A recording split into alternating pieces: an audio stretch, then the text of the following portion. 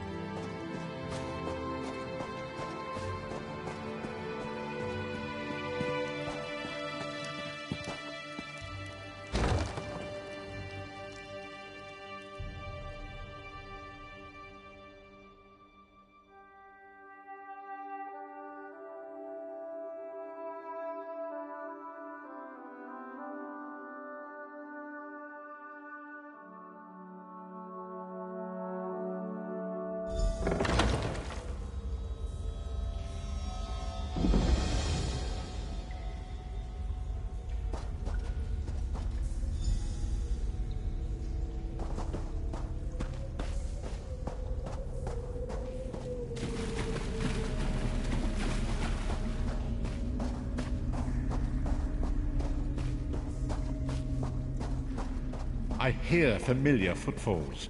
Come closer, Vestige. Welcome to the Harborage, Vestige. This is as comfortable a home as an old dried-up husk like myself could hope for.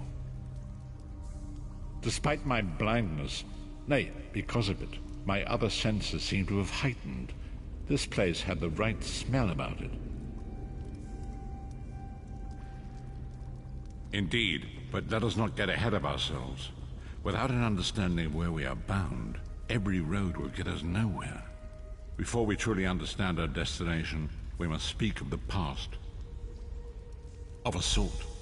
I invite you to enter my mind and walk with me through visions of the past, that you might understand the events that brought us to this time, this moment.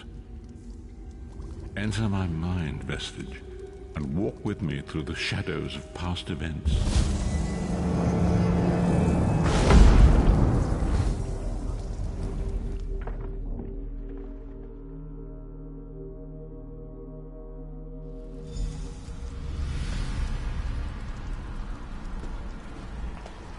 Follow me, Vestige, and learn of the events that precipitated our current crisis.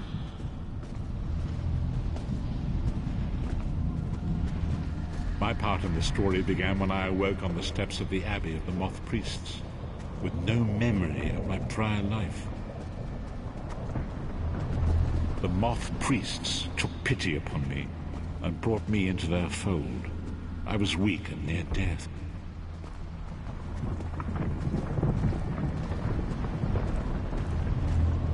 It was there I first set eyes upon the Elder Scrolls and devoted my life to their study.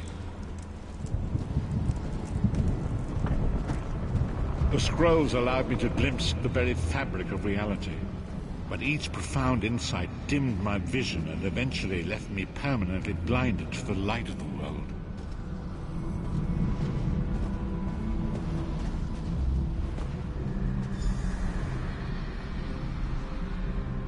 The prophecies of the Elder Scrolls are a fluid, living thing. They are not fixed.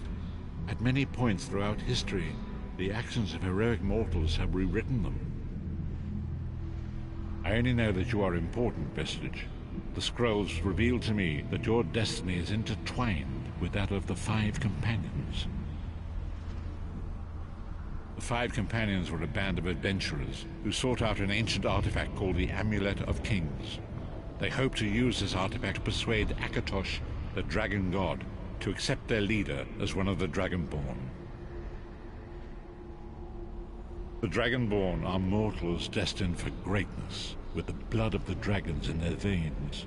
It is said that only a true Dragonborn can ignite the eternal dragon fires in the Imperial City. Baron Aquilarius, the son of Colovian Duke, who led a rebellion against the Emperor Leovic and took the crown himself. Alas, Varen was not truly a Dragonborn, as those who sit upon the ruby throne must be, in accordance with tradition. You have already heard enough babbling from this old blind fool. It is time you met the 5 companions yourself and witnessed their fate.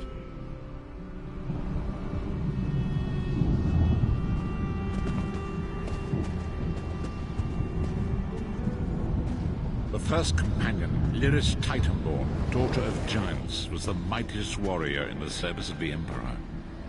Next, Abner Tharn, a powerful sorcerer and Grand Chancellor to the Imperial Elder Council. The Red Guard Swordmaster, Sai Sahan, leader of the Imperial Dragon Guard. The Imperial Emperor, Baron Aquilarius, who attempted to light the dragon fires and failed. And finally, Manamako, the traitor, the king of worms, a powerful necromancer, and your executioner.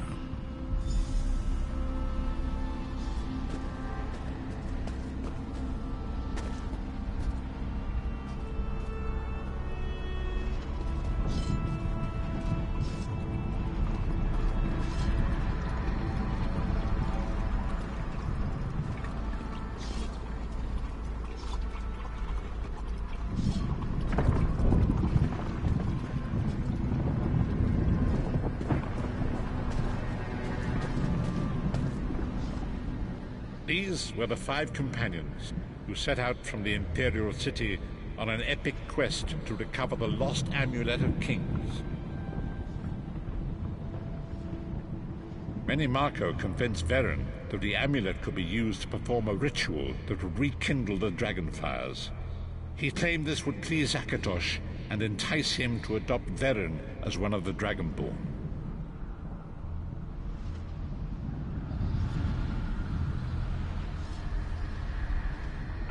These were the 5 companions who set out from the Imperial. Manamako, by tradition only the Dragonborn can lay claim to the Ruby Throne and rule as the one true Emperor by divine right.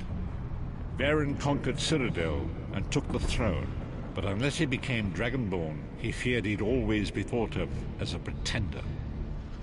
Each of the 5 companions were chosen for their skill and courage, and each was given a special role to perform in the party.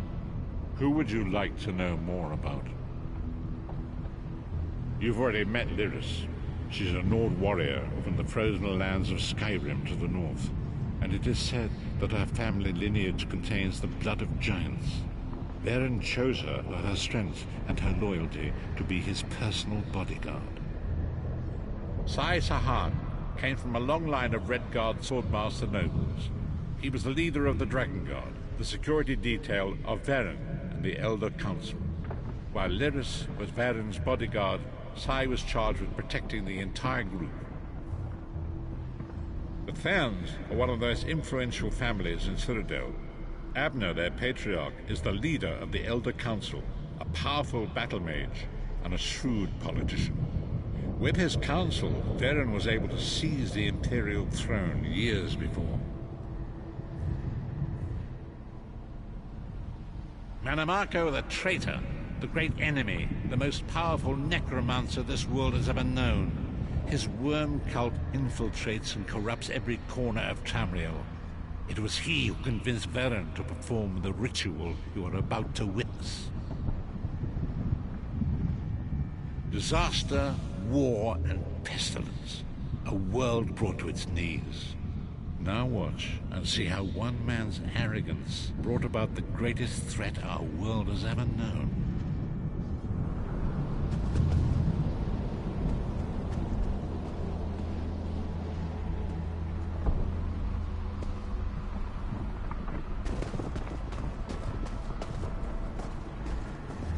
There it is. The Dragonfire Brazier. Manamako, you certain this will work? It will work, my liege. The Amulet of Kings will rekindle the dragon fires and ensure your rightful place as Emperor. You have my word. It better work, Money Marco, or you'll find your neck at the business end of my axe. My lord, I wonder if you'd muzzle your half-giant pet. She really is annoying. Enough, both of you. We are here to ensure my lord's rightful claim to the Ruby Throne. Abner, begin the ritual. I have a destiny to fulfill. By the lighting of the dragon fires, I claim my rightful lineage. By the fires of creation, let me be reborn.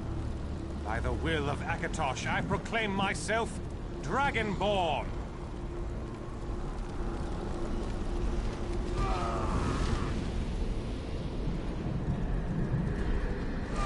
Baron Aquilarius, you are no heir to Alessia. You will pay for your sacrilege. The veil between Tamriel and Oblivion tears and splits asunder. What's happening? The sky's opening up. This is bad. This is very bad. Ah! This isn't supposed to happen. What's the meaning of this? Manny Marco, what have you done? Gullible fools! The veil between Oblivion and this world has been torn. My master, Moloch Bal, is free to claim Tamriel for his own. Akatosh, forgive me! Have mercy on our souls!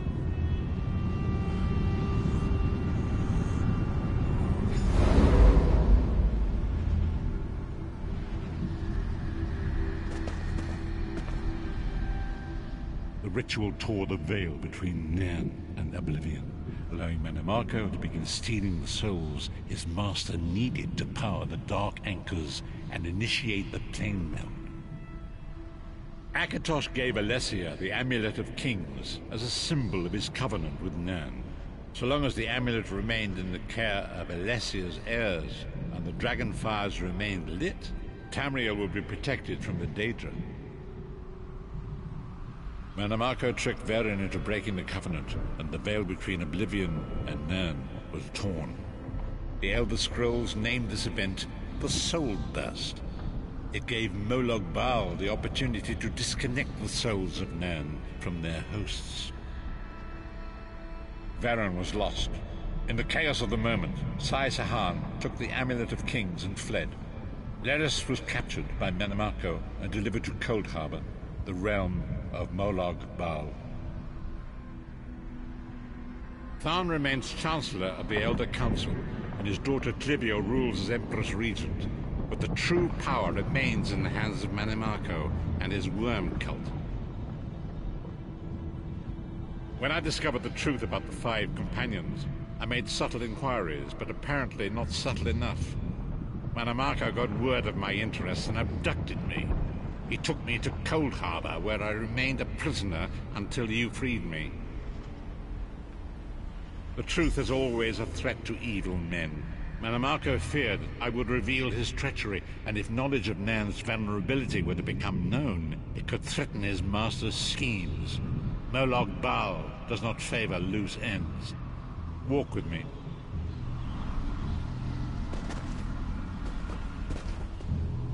Long ago it was written, so long as the Amulet of Kings was borne by Alessia's heirs, Tamriel would be protected from the forces of Oblivion. But the Soul Burst tore the veil between worlds and gave Moloch Bal the opportunity he desired. Moloch Bal's dark anchors pierced the torn veil and seemed to draw man into the depths of Cold Harbor. These terrible engines of destruction were appearing all throughout Tamriel.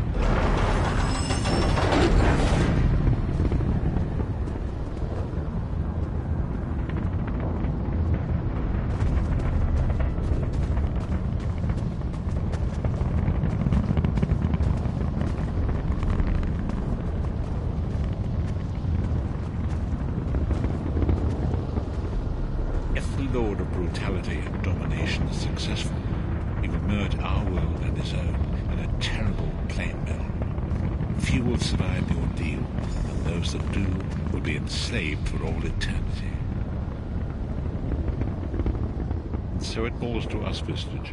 We must stop Moloch Bal and his dark anchors, or our world is doomed.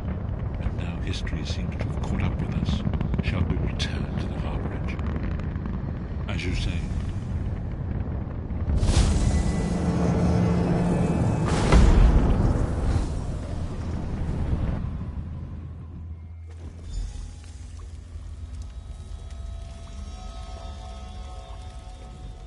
And so it begins.